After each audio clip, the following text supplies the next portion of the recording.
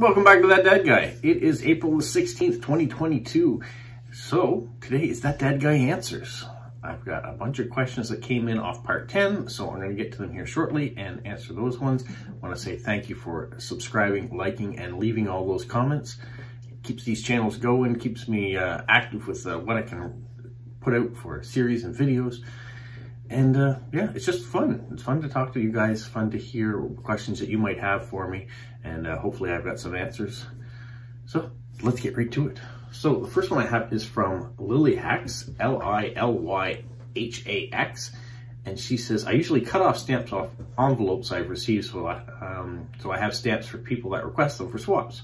Do you have any tips on what I should be doing? For example, do I keep the postmark? Should I remove the stamp from the paper? How do you remove stamps from the envelope? Well, I know some people do collect the postmarks. From the experience of what my father used to do, he took corrugated cardboard to dry his stamps, but he had shallow pans that he put water in, and he soaked off the paper, and then that way you get back to the original stamp, and then you dried it on the corrugated cardboard, or you could use a cookie rack to dry them off. But that's what my father did. Now, there are people that do collect the postmarks because there are special postmarks that come out, whether it's a time of year, or maybe it's a special occasion like a Christmas stamp or a Passover stamp, or who knows what. Maybe it's a Year of the Tiger stamp. So yeah, there are people that do collect those, and maybe when you're looking at the envelopes, determine whether or not you think the postmark is something special or whether it's just a standard postmark. That will determine whether or not you want to save the entire sheet of paper behind it or not. And of course, first day covers. Make sure that the stamp you're pulling off isn't on a first day cover or first day issue. I know my father did that once, and I caught him mid-tear, and so we actually have a little piece of tape on that first day cover. Even though it makes the first day cover valueless, I still wanted to preserve the original thing it was on. So thank you so much for that question. The next question comes from Wendy Billing. It says, what annuals do you plant, vegetables, what perennials do you have and maintain? So yeah, I like to do a little gardening, as you've seen in some of the other videos that I do. I used to do vegetable gardens when the kids were younger. It was nice to go out there and be able to pick the peas and pull up the carrots and do all that sort of stuff, and tomato plants. But now I tend to do sunflowers.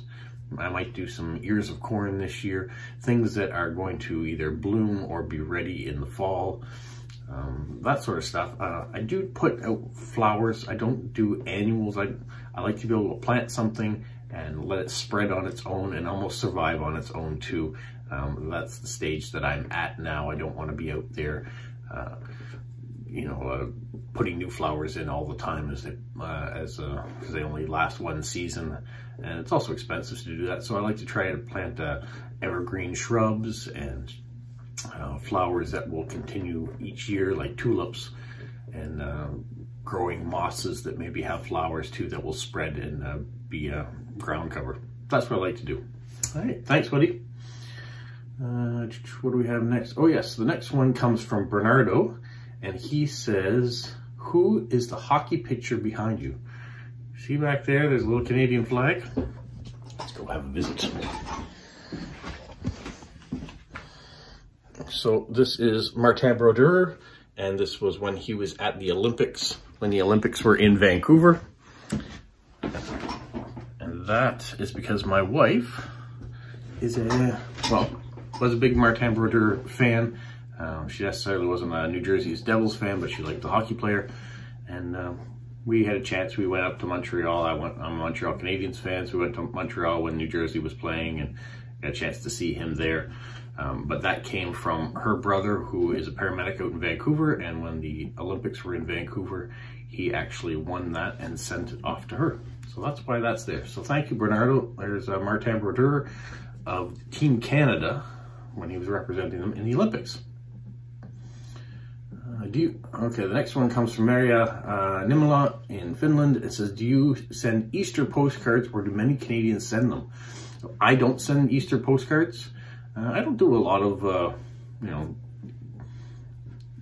mail throughout the year that's themed. Like I used to send out Christmas cards. We used to do that, a picture of the whole family.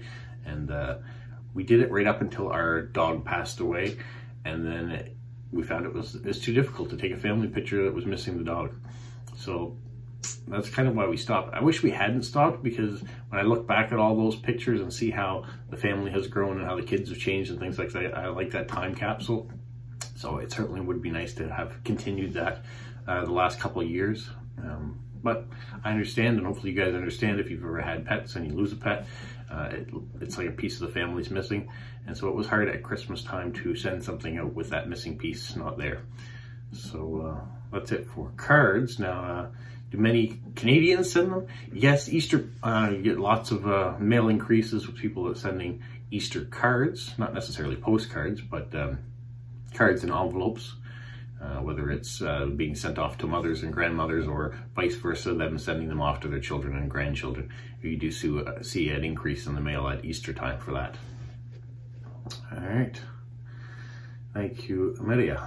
The next one, no, not a question, just a comment. Let's see here. That looks like another, just a comment here. It doesn't talk about a question, so I'll pass on that one as well. There's a couple of them that are just that way. All right, here was one from Basil in India, and he says, how does the Rob Lennox family celebrate Easter? So normally we get together. I would get together with my in-laws or my parents as well, and we'd have a family meal, usually a turkey meal, something similar to what we have at Christmas time or Thanksgiving. With my parents, not as well. They don't come out nearly as often, so they wouldn't have been at this Easter meal. Right now, both my in-laws are recovering or going through COVID, so unfortunately, we're not going to have a big Christmas meal this time. So we'll see what's going to happen as far as tomorrow, Sunday, Easter Day, what we're going to do for a meal. I'll probably have to go out today and buy some stuff, and then we'll cook something here for just the four of us, or maybe we'll do a nice takeout from a certain place. I don't know. But also in the morning, we usually do a Easter treat hunt for the kids. So it started when they were very little, but they still want to continue it on now as they're 16 and 18. So today I will take the treats that I bought, and you'll saw a video from Thursday, I guess, that we'll take those treats and I'll put them in plastic eggs of all varying sizes, and we'll hide them around the house. And then Sunday morning, when the kids finally get up, they'll go off and hunt for their treasures. And so that's kind of the fun day we'll have. And who knows, maybe on Sunday we'll go for a drive as a family too. Whatever I can wrangle the family into doing, we try to do it as a unit, at least on Easter. Question then goes on, is there a community get-together? No community get-togethers here.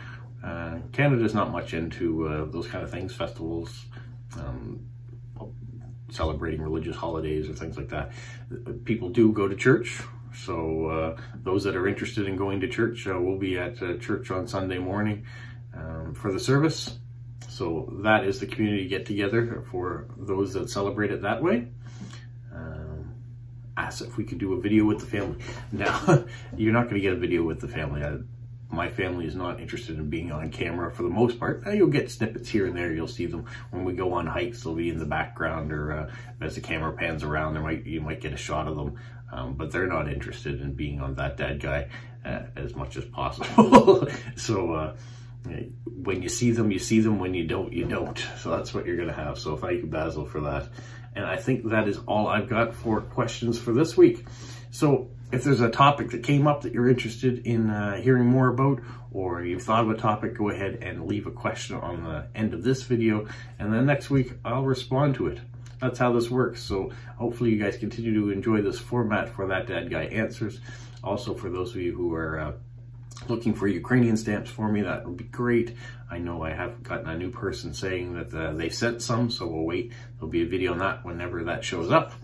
So thank you to those of you who are out there still looking for Ukrainian stamps. And if you want to send them to me and don't have the address, send me an email at robertlennox@gmail.com, and I will give you an address where you can send that off to. So that's what we have on the go now. Other thing I'm going to do, and another video you'll see, is the model railway show that is taking place today. So that's coming up. stay tuned. So if you're watching this one, you might get another video showing up the same day. Who knows? Stay tuned, stay safe. What, Polo? You say like, subscribe, share, and tell all your friends? Who's a good boy? Who's a good boy?